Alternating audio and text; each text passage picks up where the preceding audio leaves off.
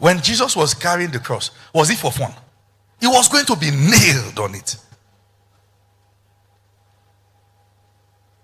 We have to get back to the faith our fathers found. That's why we are weak. That's why we are weak. That's why many can't get into God's plan for their lives. Because they'll be insulted. You are afraid of being misunderstood for what people died for. And your own worry is that they will judge me, they will criticize me. That's your worry.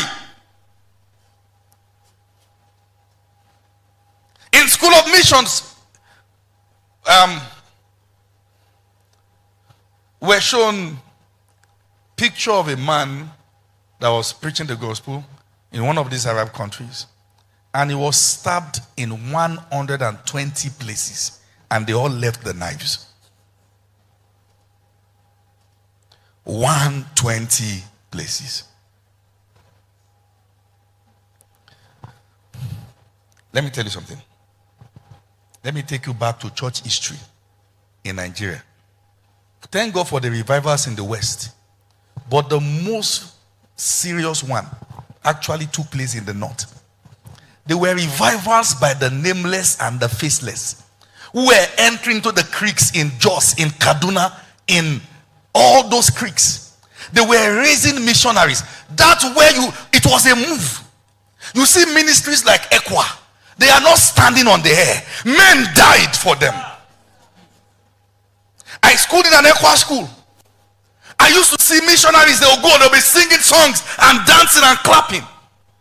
And sometimes when they are returning, just like soldiers, their children will file out.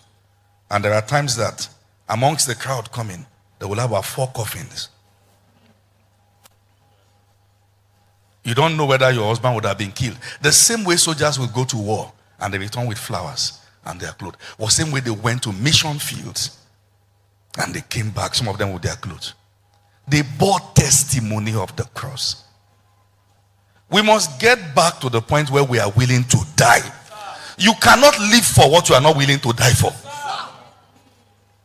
That's why we have many crooks in church. And I said again, crooks. People who want to come to church but don't want to change their ways. Huh? Somebody is sleeping with another person's wife and want to lift up holy hands. It doesn't work. It doesn't work. Somebody is sleeping in another man's house you are not married to. You want to come to church and just take me the way I am. It doesn't work. Jesus didn't die for this nonsense. It doesn't work. It doesn't work. The cross you carry must cost you something. It must cost you something. It must cost you something. You will look at the sin you love and you can't. Because now I'm crucified with Christ. Nevertheless I live, yet not I. The life I now live, I live by the faith of the Son of God who gave himself for me. It must cost you. You've been a Christian for years. It's never cost you anything. You do what you want. You say what you want to say. You insult who you want to insult. You talk down who you want to talk down. Christianity cost us our lives. It must. Many are afraid to come to church because they know those in church and they know what they are outside. And they are shocked. They are shocked. One time like that, there was a guy. We stayed in the same street. I knew the guy didn't like me. It's not like I liked him like that. And one time I was trekking as usual. And he sighted me in the car. And then was coming and he rode the car towards me like he wanted to clear me. So I jumped. And I'm like, is it this bad? A few weeks later I was invited for a meeting that I should attend the meeting.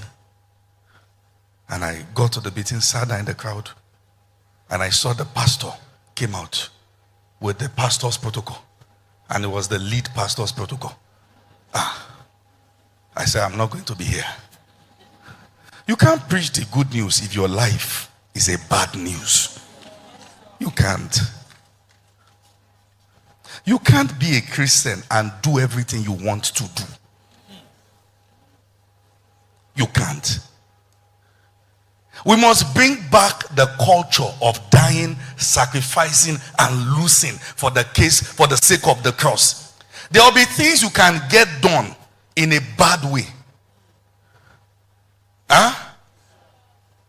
But you refuse to do them for the sake of what? The cross. The cross that you are carrying. So I say, if I don't do all these things, where will I get the money from? Where I'm giving tithe and offering? Who told you that Jesus wants dirty money? He said, I will build my church. Nobody is a fraudster for the sake of the cross. If you want to serve Christ, then drop the nonsense. Are you with me? Are you aware that it is so unfortunate now that there are parents who are prophets, who are praying for their children, who are doing Yahoo?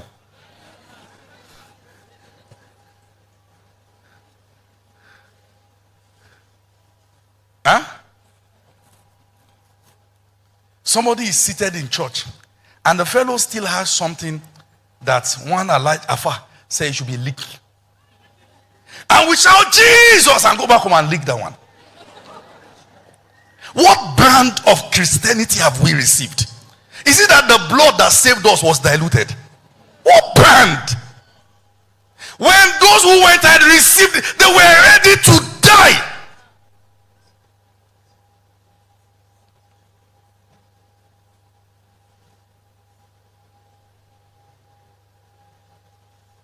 Is that not the reason why we are not respected? That's the reason. Because we're after greed. That's what we're after. If one powerful politician comes in now, we now say, come and sit down in the pastor's seat.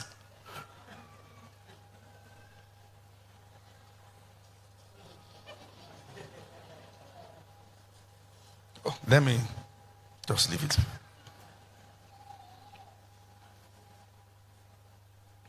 And they know how pastors are scampering around to give prophecies. God has said you will win. God has said you will win. And God didn't say you will rig. Does the guy tell you he needs God to win? He has done his mathematics. And he knows you just want your own portion. And they give you the one that throughout the tenure you can't talk because you have eaten what is at cost. Your mouth has become heavy with sand and gravel. We must go back to willingness to starve. Willingness to starve. Willingness to starve. The proof of intimacy with God is not always abundance. We can follow Jesus and be small. It is possible. Believe me, it is possible. It is what? Possible. Look at what the Bible says.